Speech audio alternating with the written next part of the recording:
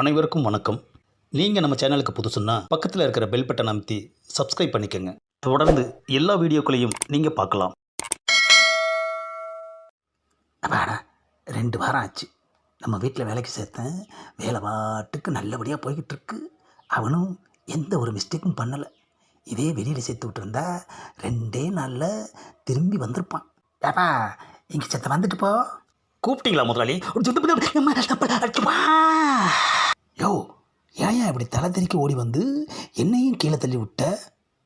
நீங்கள் கூப்பிட்டா உடனே வரணும் இல்லையா? அதனால தான் விழுந்தடிச்சு வந்தேன். ஏயா நீ விழுந்தடிச்சு வந்து என்ன உள்ள வச்சிட்டியா?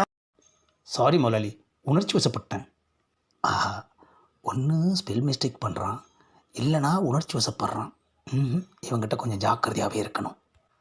இங்கே பாருப்பா, கூப்பிட்டா நிதானமாக வரணும். இப்படி சுனாமி துரத்துற மாதிரியெல்லாம் ஓடி வரக்கூடாது. ஒரு விசுவாசம் தான் முதலாளி. விசுவாசத்தை காட்டுறேன்னு என் சுவாசத்தை நிப்பாட்டி போல இருக்க. முதலாளி, என்ன விஷயம்?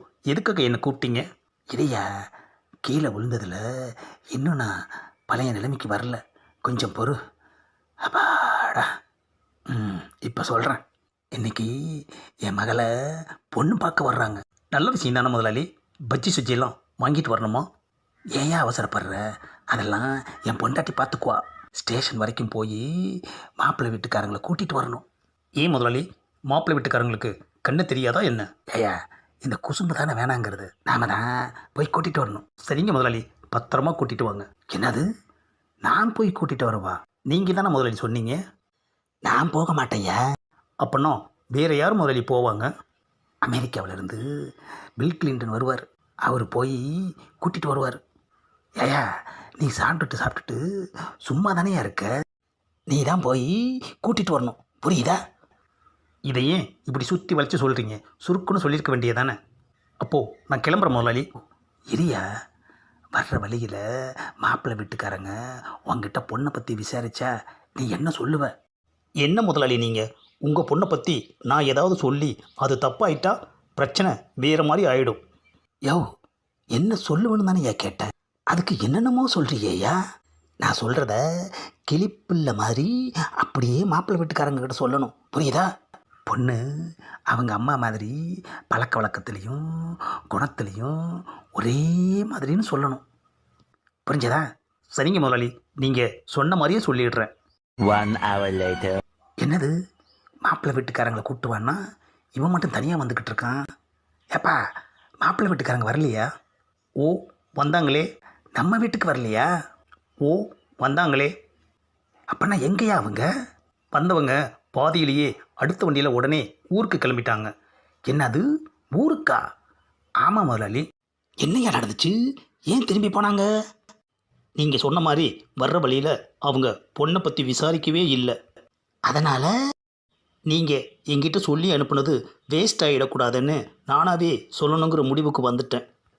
சரி, நான் சொன்ன மாதிரி தானே நீயும் சொல்லியிருப்ப. அப்படி தான் சொல்லலாம்னு நினச்சி ஆரம்பித்த முதலாளி. என்னது, ஆரண பிச்சியா? என்னையா நடந்துச்சு? பொண்ணு அவங்க அம்மா மாதிரியே குணத்தில் பழக்க வழக்கத்தில் எல்லாத்துலேயுமே ஒரே மாதிரின்னு சொல்கிறதுக்கு பதிலாக ஒரு மாதிரின்னு சொல்லிட்டேன் முதலாளி. ஆஹா, எத்தனை வாட்டி தான் நெஞ்சு வலி வருமோ? முதலாளி என்னாச்சு? ஏயா, ஒன்று கேட்டாதானையா சொல்ல சொன்னேன். அவங்க கேட்காமலேயே நீ ஏயா சொன்ன?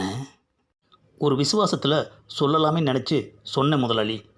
ஏயா, ஆட்டக்கடிச்சு மாட்டக்கடிச்சு இப்போ மனுஷன் என்னையவே கடிச்சிட்டியேயா.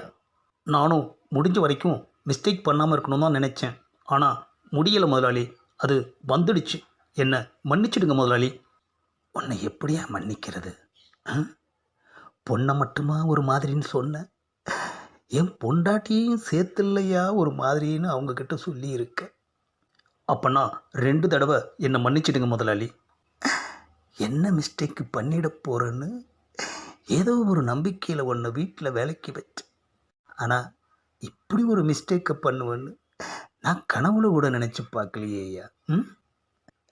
மரியாதையா இப்போவே இங்கேருந்து போயிடு. விஷயம் என் பொண்டாட்டிக்கு தெரிஞ்சா ஒன்றை அடிக்க மாட்டாயா. உன்னை ஏன் அனுப்புனன்னு கேட்டு தொடப்பக்கட்டையாலேயே என்ன ஒரு வழி பண்ணிடுவாய்யா. இந்த பதிவை லைக் பண்ணுங்கள், ஷேர் பண்ணுங்கள், மறக்காமல் சப்ஸ்கிரைப் பண்ணுங்கள்.